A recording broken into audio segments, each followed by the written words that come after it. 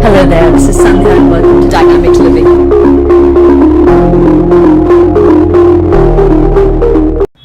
Hi guys, I hope you've been enjoying watching my videos over the last year.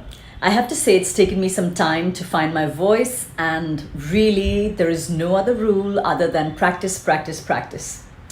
Now, besides all the insights that I've been sharing with you that I have learned over the years, one of the requests I often get is how I make my videos look good. And this comes even from the people that I coach who are seeing me on the other side of a Zoom call. And now, because Zoom is a reality and work from home looks like it's going to stay, here are my top 5 tips for how to make your Zoom video look good. Number 1 is the setup. I'm actually going to show you my room and tell you how I've picked my spot. So here we go. There is a window, but light can be good or bad. We're going to discuss that in just a moment. And if you see, there are spots here that have wires and seepage, a very messy desk at the moment, and stripes, big large stripes on the wall. So I have picked a corner which you might find familiar from some of my videos, and I've actually created a setup. If you see, I've deliberately used cushions with different colors. There is a plant on a stand. There is a pot in the background which actually covers the plug of my modem. And there are paintings and a lamp and a cupboard, all of which I use to create depth of field. The idea is that we literally look like a postage stamp on somewhere as a thumbnail, and the more that you can create items that are forward and back in space, it creates a sense of depth and it makes you more of a three-dimensional figure rather than just a moving picture. The next point is light. Ideally, you want to have your window in front of you. That way the light will fall on your face as opposed to coming from behind you where you're backlit and you will just look like a friendly neighborhood ghost and no one can really see your expression or what you're trying to say. But too much light can be not such a great thing, as the weekend has told us that lights can be blinding. So what you want is really some ambient light, a little bit of diffused light, and you're going to have to find it with trial and error depending on the time of day. And what you can also do is use a little bit of artificial light. You don't need to invest in any kind of fancy lights. I just use a table lamp. Especially the light is coming in from just one side. As you can see here, I've moved into better light and I've used a table lamp to light up the rest of my face. It's not perfectly adjusted for now, but again, perfection, overrated, but adjustment is more what I wanted to say. Now that we have our light under control, the next aspect I want to talk about is sound.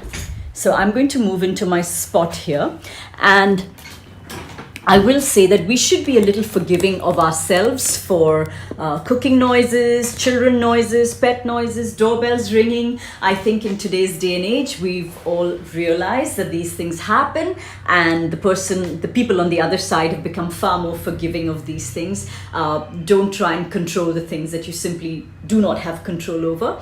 If you do have the luxury of a room to yourself, it does help if you close the doors and windows to cut out traffic noises if they are there. Bird noises travel very loudly over video for some reason. Also, if you draw the curtains, you'll have to rely on artificial light, but you can block out a lot of the sound. I have a carpet which also absorbs a lot of the noise. It sort of absorbs the echo and the tinniness of the sound. And nothing beats a good pair of Bluetooth earphones which will help you, especially if you're going to do like an Instagram or a portrait mode video where your phone is going to rest on a surface that sort of blocks out the mic and causes your voice to cut out. A pair of Bluetooth earphones or earpods will cut out ambient noise but will also capture your voice beautifully for whatever device you are on. In the absence of this, you could use wired earphones as well, just as well. I like to use things which are unobtrusive and really make it seem more like I'm having a conversation with a person rather than I'm communicating through some device. So that's it about the noise. It's all about making the best of the things that we have some control over and letting the rest of it be. My fourth tip is adjusting the height properly. Now that you've got your frame, literally just open a Zoom meeting, start a new meeting on your own, and look at the frame. And this will really give you a chance to adjust it such that your face is roughly in the center of the frame. You don't want to cut off the top of your head, because that puts like certain parts of your face into stark relief and again makes you look very unnatural. You see here now that my nose is a lot more prominent. If you tip your screen backwards, or if your phone is angled wrongly, you'll end up seeing a lot more of the underside of somebody's chin, the inside of their nose. Always a good idea to trim your nose hair and clean your nose. But also, depending on where it's positioned, do you see how unnatural this looks? And you really want people to focus on your golden words and your brilliant personality rather than bits of your anatomy. So always open up a Zoom meeting, adjust the frame. This is a good time to put wires out of sight, adjust your hair, and bring your plants into focus into that frame. And use always the device that you're actually going to be on, because the frame for a phone video is very different from a phone photograph. A Zoom video is very different from a phone video. So try and use the frame that you're actually going to use, the device that you're actually going to use. The only place that you can't probably try this is if you're going to do an Instagram live. But if you're going to be doing that, I'm guessing you're already some kind of expert, so you don't need my help for sure.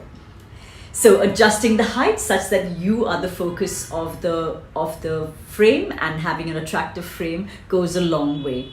The last point I'll make is really about how you present yourself. I do have another video where I talked about how you can very quickly ready yourself in very practical ways for men and women for the camera, but it comes down to really how you'd like to present yourself. I think of it as a gift that you're giving to the person on the other side, and so it's worth making a little bit of an effort. One thing that you need to get used to is, especially if you have lights on your face, always handy to have a tissue to mop up any shine or oil or sweat on your face. I prefer to wear bright colors normally. Today I didn't have a client or a webinar, so I'm in gray, but otherwise the brighter the color that you have, the more that little postage stamp of you is going to stand out, and you'll get noticed when you're waving or whatever it might be. But that said, go with your personality. Like I said, present yourself professionally if you need to be, warmly. What you really want to communicate is that you're a human being in a very real environment, and that one day we will all meet in person. So as best as you can communicate that. And one last tip that I will add is, rather than looking at yourself on camera, on Zoom, for example, I never put gallery mode on because it's very distracting to see yourself talking. I like to focus on the person that's in front of me. If you can't see them, your best option then is to look straight at the camera, because then it will look like you're looking into their eyes. You can always tell when a person is watching themselves on the phone or on a laptop. So let's get used to the idea of seeing ourselves on camera and then get over it, put that by the side. I hope you enjoyed this video and these tips. I'd love to hear if you have any tips as well, and thank you for watching. Ooh, one last tip. I have this portable table that I bought online somewhere that I can move around anywhere I like, and this is my collection of boxes that I use of different heights to adjust my devices, my laptop, my phone. I actually use a phone holder from my car that broke off to do my Instagram lives, so that my phone is held upright. Works brilliantly for me. I sometimes just rest it on a device, and that's about it.